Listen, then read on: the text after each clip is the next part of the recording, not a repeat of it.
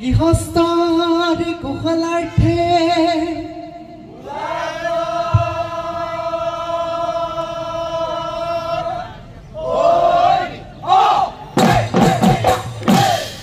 জুনাইটো বিহু আদৰণি সমগ্ৰ ৰাজ্যৰ সমান্তৰালকৈ জুনাইটো বাপতি শাসন ৰঙালী বিহুটিক বুধবাৰে এদিনীয়া বৰ্ণাঢ্য কাৰ্যসূচীৰে জুনাই যুৱ মঞ্চ বিহু সমিতিৰ উদ্যোগত আৰু জুনাইবাসী ৰাইজৰ সহযোগত জুনাই সদৰত ৰঙালী বিহু আদৰণিৰ অনুষ্ঠান আয়োজন কৰে।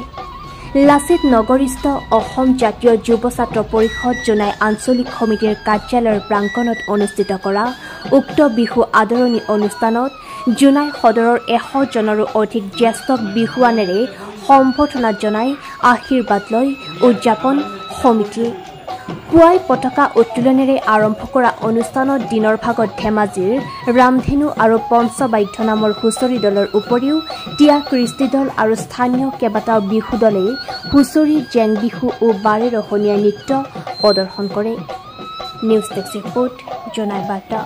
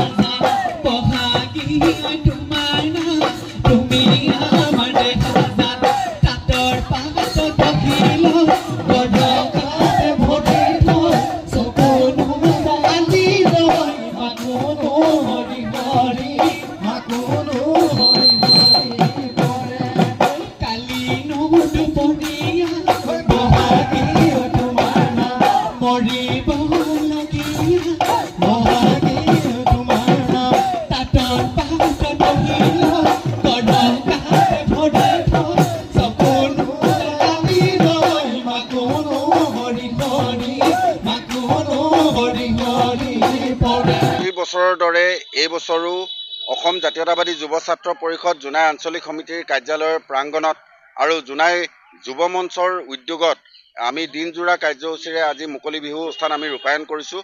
আৰু এই অনুষ্ঠানত ইতিমধ্যে ধেমাজি জিলাৰ কেইবাটাও আচলতে হুঁচৰি দল, বিভিন্ন জাতিৰ তিৱাৰ জাতি বা বিভিন্ন সমন্বয়ক নৃত্য ইয়াতে আচলতে আজি প্ৰদৰ্শন কৰা হ'ল। ইয়াতে ইতিমধ্যে প্ৰায় 100 গৰাকী জুনাই অঞ্চলৰ বিশিষ্ট ব্যক্তি তথা শ্ৰদ্ধেয় ব্যক্তিক ইয়াতে আমি ফুলাম গামোচাৰে তেখেতসকলক সম্বৰ্ধনা জনাই পেলাই তেখেতসকলৰ পৰা আমি আশীৰ্বাদ কামনা কৰিছোঁ। অনাগত সময়ত এই বিহু যিহেতু এটা শান্তিৰ বাৰ্তা কঢ়িয়াই আনে, ইয়াতে জাতিটো একত্ৰিত হয়, গতিকে আমি আহ্বান জনাইছোঁ এই মঞ্চৰ পৰা সমগ্ৰ অসমৰ লগতে জোনাই অঞ্চললৈও এক শান্তিৰ বাতাবৰণ আহে, শান্তিৰে সকলো যাতে জীয়াই থাকিব পাৰে, সকলোৰে সম অধিকাৰ স্থাপন হওক, এই কথাখিনি আমি এই মঞ্চৰ পৰা কামনা কৰিছোঁ।